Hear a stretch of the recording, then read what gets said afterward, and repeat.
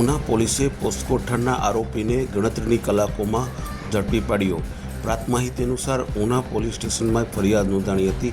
13 વર્ષની સગીર વયની યુવતી પર આ યુવકે બળાત્કાર ગુજાર્યો હતો। તેની ફરિયાદ નોંધાતા ઉના પોલીસે આ યુવક અશોકભાઈ અર્જુનભાઈને પકડવા ચક્રો ગતિમાન કર્યા હતા। ચક્રો ગતિમાન કરતા આ યુવકને ગણતરીની કલાકોમાં પોલીસે ઝડપી પાડ્યો। તેની ઉના પોલીસની સુંદર કામગીરી હાલ જોવા મળી છે।